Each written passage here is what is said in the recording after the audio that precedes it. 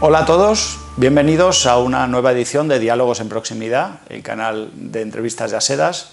Hoy tenemos la enorme suerte de contar con Siana Méndez, técnico comercial y economista del Estado, a pesar de su juventud, con una larga trayectoria en el comercio exterior, también en el comercio interior, y vamos a acercarnos hoy a Siana como persona y como profesional, y para hablar de muchas cosas, sobre todo el comercio interior, que es nuestro ámbito de actividad. Muchas gracias, Siana, por estar con nosotros, es un placer. Gracias a ti, Ignacio, y a Asedas. Muy bien, pues estamos encantados de contar contigo. Siana, háblanos un poco de tus orígenes, de tu trayectoria. Los que tuvimos la suerte de conocer a tu padre, pues entendemos tu vocación de servicio público desde muy joven. Cuéntanos un poco de dónde vienes y cómo has llegado a trabajar en comercio y en comercio interior en particular. Bueno, si me remonto mucho, de Pontevedra. Somos todos gallegos en la familia, mi padre, mi madre, mis hermanos, abuelos, bisabuelos, todos. Y vinimos a Madrid por el destino de mi padre, ¿no? Así que esa parte, como dices, del servicio público, de la administración pública, del trabajo, ¿no? Pues siempre estuvo muy presente, porque todos fuimos muy conscientes también de lo que entonces era un sacrificio, en principio familiar, que era salir de allí para venir a un lugar donde, bueno, pues no conocíamos a nadie y empezar una vida aquí en Madrid. Y bueno, y la enorme admiración, ¿no?, que siempre sentí por lo que se podía hacer desde la administración pública, que realmente es muchísimo también, ¿no?, para transformar nuestro país. Y bueno, pues después de esos años, como digo, me formé, como dices, me formé primero en la universidad, Administración y Dirección de Empresas y Derecho, y tuve siempre claro que quería opositar. No sabía muy bien si en el mundo del derecho o en el de la economía. Descubrí la oposición unos meses antes de terminar la carrera y me enamoró, porque es raro decir eso de una oposición realmente, ¿no? Porque una oposición es un camino árido siempre y que uno desea que dure lo menos posible, ¿no?, para empezar lo que viene después, que es realmente la carrera profesional en la administración, y es que es lo apasionante, de verdad me parece apasionante. Pero es una oposición donde, además del elemento, el factor memorístico, pues había también que hacer ejercicios y resolver, ¿no?, problemas y explicar. O sea, había un elemento ahí también de temática abierta que era muy atractivo respecto a otras oposiciones. Así que, y después, por supuesto, el perfil profesional de un técnico comercial y economista del Estado que puede realizar su profesión, ejercer su profesión en el exterior, en las oficinas comerciales o en los organismos internacionales. Y entonces eso también es en parte vocacional de todos los que estamos en el cuerpo, porque yo creo que todos ansiamos ejercer aquí en Madrid, pero también salir en algún momento al exterior. Y la verdad es que en mi vida profesional pues he salido muchísimas veces, tanto por mí como también por mi marido, ¿no? Hemos salido la familia mucho, hemos vivido en distintos países y bueno, y la verdad es que eso es realmente entretenido, es muy enriquecedor y hace la vida emocionante también. Los de comercio interior siempre tenemos celos del comercio exterior. Nos parece que es complicado competir con, bueno, pues un perfil internacional, somos un gran país exportador, pero claro, también tenemos una gran distribución comercial y somos un sector muy dinámico y muy competitivo. Tú, por tus responsabilidades, pues también has trabajado en comercio interior. ¿Qué te ha aportado desde el punto de vista profesional ese perfil de empresas que tenemos en España, esa complejidad, esa diversidad de administraciones? Bueno, me ha aportado muchísimo. Tiene razón el gran desconocido también cuando llegué a la Secretaría de Estado de Comercio. La enorme mayoría de la estructura se dedica al comercio exterior. Ahí están los números, ¿no?, realmente de lo que hablamos cuando hablamos de la exportación e importación, de la atracción de inversiones, de toda la red en el exterior. Eso ocupa gran parte del tiempo y del cometido de la Secretaría.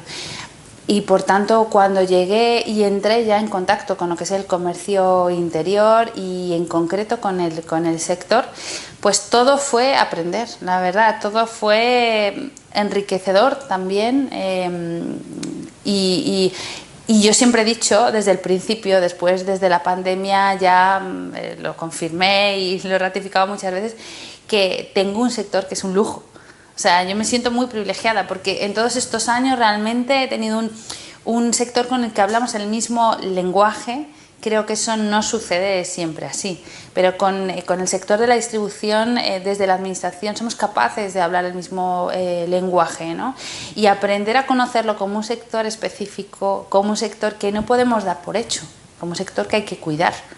Eso fue algo, ¿no?, que desconocía y que aprendí, y ahora mismo no se me ocurre ya pensar en otros términos, ¿no? Aprendí mucho, y sobre todo en la época de la pandemia, como digo, donde se reforzó muchísimo también el diálogo y la interlocución. Bueno, pues fue cuando me di cuenta de que era un sector que por su particularidad, por sus especificidades, por su enorme peso en términos de empleo, de valor añadido, ¿no?, de PIB y de funcionamiento en general de nuestra economía y de nuestro país, merece tener una aproximación singular y específica. Pues vamos a hablar un poco de esa etapa que tú recordabas en estos momentos. Todas las organizaciones representativas del sector, las distintas empresas, reconocen tu labor al frente de la Secretaría de Estado de Comercio como una Secretaria de Estado de Comercio que se ha ocupado del comercio interior. Pero eso ha tenido algunos hitos y tú has mencionado la pandemia. Como sabes muy bien, España fue uno de los países líderes en el mundo en dar un adecuado servicio en las condiciones tan difíciles que vivimos en la pandemia. Se habla incluso de una estadística contrastada internacionalmente del cuarto país con menores roturas de stock durante los tiempos del confinamiento. Eso no fue por casualidad y se debió también al apoyo que tuvo el sector por parte de la Administración y que tú lideraste muy singularmente. Vamos a recordar un poco esos momentos. Ahí hubo un antes y un después de que hubiera por parte de tu Secretaría de Estado, de otras también del Ministerio de Sanidad, un reconocimiento de la capacidad del sector de autorregularse, de poner en marcha los mejores mecanismos para garantizar la salud, pero también el funcionamiento del sector. ¿Te sientes vinculada y especialmente orgullosa de esos momentos? Porque ahí hubo que tomar decisiones arriesgadas, ¿no? Puede que me sienta orgullosa, pero sobre todo me siento agradecida. O sea, cuando pienso en eso me siento más agradecida al sector que otra cosa. Y bueno, al sector y al equipo también.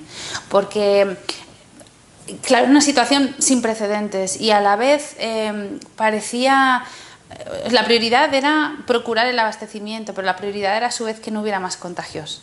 Y parecían dos objetivos difíciles, muy difíciles de conciliar.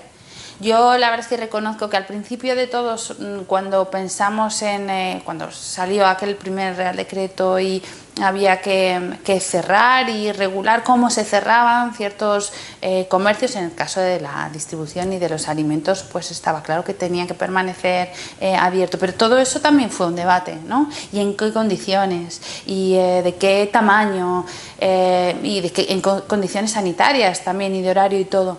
Entonces, yo reconozco que al principio de todo me parecía que el sector no iba a poder asumir esa carga y ese coste, ¿no? Y eran tiempos muy duros porque no había forma de no hacerlo así, es decir, de una exigencia enorme en términos de controles, de higiene y demás, y a la vez siendo muy conscientes de que para el sector era algo difícil de asumir. Y la sorpresa fue que, por el contrario, desde el sector en cuestión, y esto no es una exageración, creo que fueron 24 o 48 horas, la respuesta fue sí. O sea, lo que no queremos es cerrar. No queremos cerrar por nuestros empleados, pero no queremos cerrar por la empresa, pero no queremos cerrar porque somos conscientes, ¿no?, del sector, de que España necesita, o sea, de que somos fundamentales para que el país... Esencial, exactamente, claro. Que es esencial y que es esencial en todo el territorio, y que no es asumible que la alimentación cierre, ¿no? Entonces, ¿qué hay que hacer? Pues hay que empezar a utilizar. Entonces también había, bueno, pues bastante desconocimiento y prueba y error, ¿no?, de qué tipo de EPIs, qué tipo de medidas había que poner, y desde el sector siempre se aceptó. siempre se aceptó. Se trasladó, pues si esto es más costoso, si esto parece necesario, no parece necesario, pero siempre se aceptó que era necesario poner medidas y cuidar sobre todo a los trabajadores, ¿no? Al consumidor también, pero fundamentalmente al trabajador.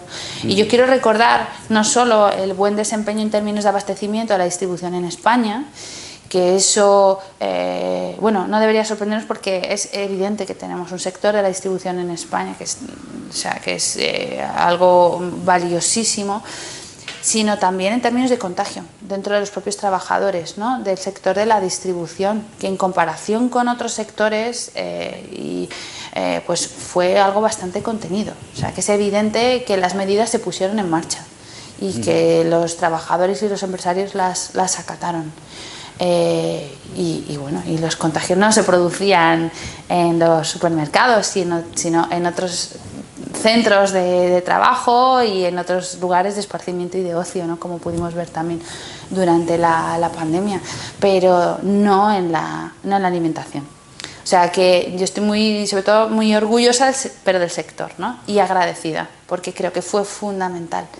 Y seguramente en otros países también tomaron nota de cómo había funcionado aquí, ¿no? Bueno, eso lo sabréis vosotros también bien al tener contacto con otras patronales del sector en Europa. Pero... Sí, la verdad es que es la historia de un éxito compartido por gobierno, administración y sector y empresas, que salió muy bien. Yo siempre recuerdo que a mí me resultó milagroso que en 20.000 establecimientos, que son los de nuestras empresas, no se cerró ninguno. Y eso parecía imposible. Bueno, en todo caso, pues te quiero trasladar ese reconocimiento que conoces, porque ya lo hemos hecho en varias ocasiones, porque fue una forma completamente diferente, a veces improvisada, ¿no? Pero de tomar decisiones rápido. Tuvimos muchas videoconferencias, sí, ¿te acuerdas? Muchas reuniones, el contacto fue continuo. Esa también fue una parte muy bonita de ese aprendizaje, o de las lecciones, o de la parte buena dentro de lo malo que pudo resultar de ahí, ¿no? La puesta en valor del sector, el reconocimiento también hacia vosotros, pero además la interlocución ya mucho más estrecha, ¿no? Que la que podía haber existido antes. Y eso no lo hemos perdido, porque ya han pasado casi 4 años y yo creo que seguimos ahí, ¿no? Ahí seguimos, ¿no? Ahora tenemos muchos retos. Tú conoces ya muy bien el comercio interior español, también de otros países. Estamos en medio de grandísimas transformaciones, digitalización, un compromiso enorme por la sostenibilidad, pero que supone un reto para el sector también muy grande. Hace tiempo que hemos identificado también un reto en la capacitación de las personas, en la adaptación, en la capacidad de atraer el talento.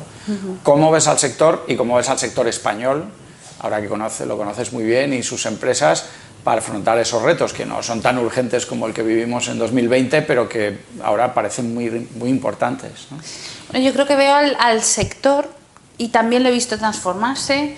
Es cierto que recuerdo, por ejemplo, que uno de los primeros eventos que tuvimos con vosotros tenía que ver con la sostenibilidad precisamente. O sea, que incluso desde luego antes de la pandemia vosotros ya estabais ahí, ¿no?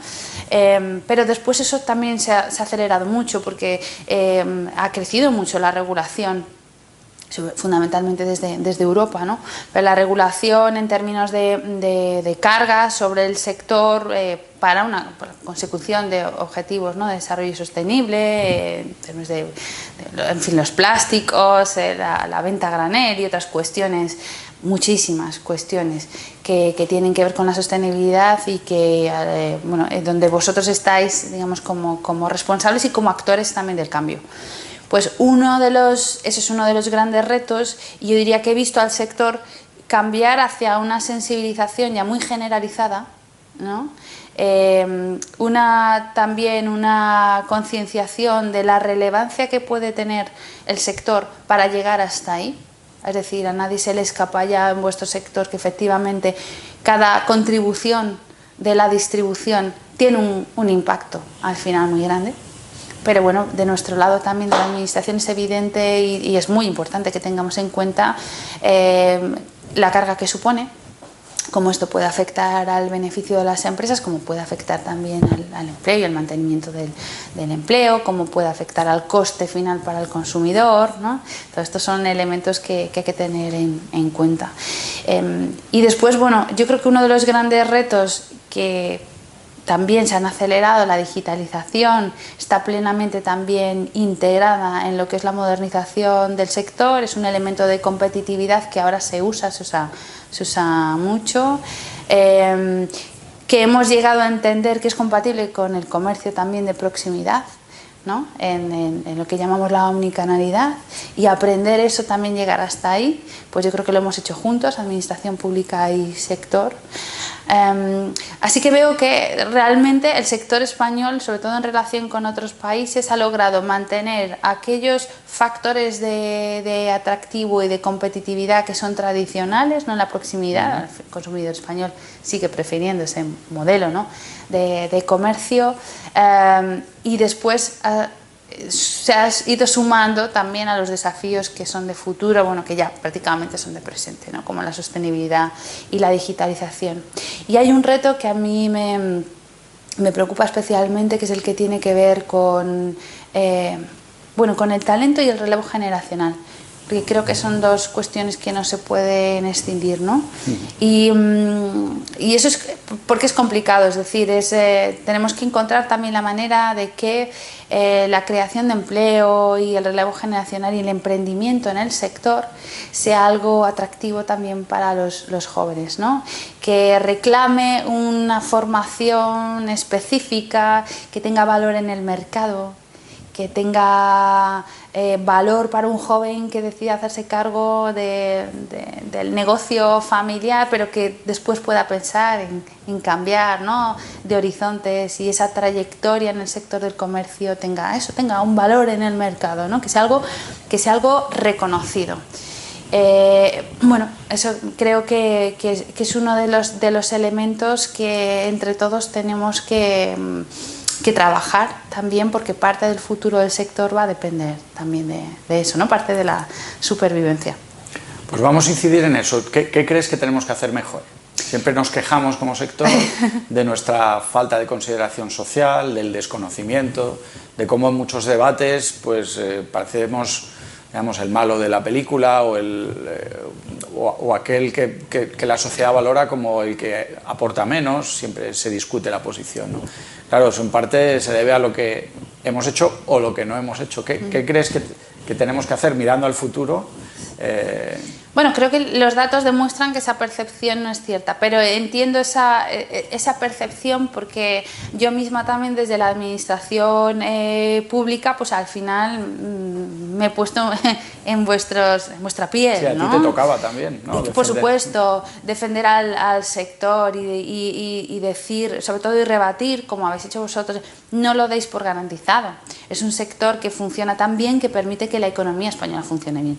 Pero sin un sector del comercio que funcione bien, que aporte en términos de empleo, pero sobre todo que sea eficiente y competitivo, lo cual determina que haya que superar de alguna forma una fragmentación que le haga ser menos eficiente, que tenga suficiente talento humano como para poder prestar servicios de calidad. Y bueno, pues todo eso realmente es algo que hemos tenido que defender juntos del sector, ¿no? Yo creo que es un sector, por eso decía antes, que merece unos cuidados específicos, porque no podemos dar por hecho que el sector siempre va a funcionar bien si no nos preocupamos por él, por las cargas que ponemos sobre el sector y por otros elementos también de competitividad, ¿no? Y incluso también eso, por la percepción que el consumidor puede tener, ¿no? Del comercio. Creo que también esa imagen, que siempre debió haber sido buena, pero ha mejorado también, fundamentalmente desde la pandemia, ¿no? Y que la puesta en valor ahora del sector quizá es más evidente que la que existía en el pasado. Pero como todo esto, pues eso, no se puede dar por hecho, no podemos dejarlo así, es una lucha que hay que hacer, que hay que tener en cuenta cada día, ¿no? Pero siempre que los precios incrementen en los supermercados, pues el consumidor también va a mirar primero a fin, al comercio de proximidad, al último en la cadena, ¿no? Ahí es importante que de las administraciones también logremos explicar las causas de eso, ¿no? Y al final también que el consumidor entienda que algo tan importante como la sostenibilidad es responsabilidad de todos. No es responsabilidad del productor, del distribuidor, es responsabilidad también del consumidor, que tiene que asumir ese coste, ¿no? Porque, pues eso, la protección del medio ambiente y el futuro del planeta es una responsabilidad de absolutamente todos. Entonces, bueno, ese primer elemento de imagen en el que tenemos que seguir trabajando. Y el otro es el del relevo generacional, ¿no? Ahí, bueno, pues crear esos perfiles específicos, cualificados. Formación adecuada. Formación adecuada. Sofisticar la formación también, ¿no? Del tipo de, y por supuesto eso siempre va en paralelo a los sueldos y las condiciones de trabajo, ¿no? Tenemos que hacer que sea suficientemente atractivo. Y en la plataforma que creamos de Comercio Conectado, en la Secretaría de Estado de Comercio, era también apasionante ver cómo, pues, en el plano ya no tanto de las grandes empresas, sino del emprendimiento, ¿no? Y de los, en fin, de los negocios más pequeñitos también, pero del sector y de la alimentación, pues la gente joven que se quería hacer cargo de ese negocio familiar era ya con una perspectiva moderna, es decir, no, yo empecé haciéndome cargo de las redes sociales, de la comunicación, del comercio online, dice, y ahora ya me he apasionado por lo que era el negocio familiar, le he querido dar una vuelta, dice, y me interesa muchísimo, y ellos mismos enriquecen su perfil profesional de forma que pues son comerciantes y son además expertos son en redes sociales, en marketing, es gente ahora muy valiosa también para el mercado, ¿no? Creo, bueno, que crear esos itinerarios y esos perfiles es algo en lo que todavía se puede trabajar mucho más, ¿no? Porque el servicio de calidad, el servicio que se preste en los comercios sea diferenciado, sea de calidad, sea competitivo, es una experiencia de compra magnífica que se puede decir de todas las actividades del sector comercial y de la alimentación, por supuesto, también. Pues muchas gracias, Siena, con esta visión hacia el futuro de las cosas que podemos reforzar. Te doy las gracias de nuevo. Contamos contigo en el comercio interior para seguir mejorando en cualquiera de tus responsabilidades y esperamos verte muy pronto, pues, otra vez. Muchísimas gracias, Ignacio, muchas gracias a Seda, de verdad ha sido un placer, un gusto. Aunque vaya a estar en otro lugar, pues siempre estaré cerca, ¿no? Estés donde estés, contamos contigo. Muchas gracias. Muchas gracias. Muchas gracias también a todos vosotros y esperamos contar con vuestra visión en una futura edición de estos diálogos en proximidad de Asedas.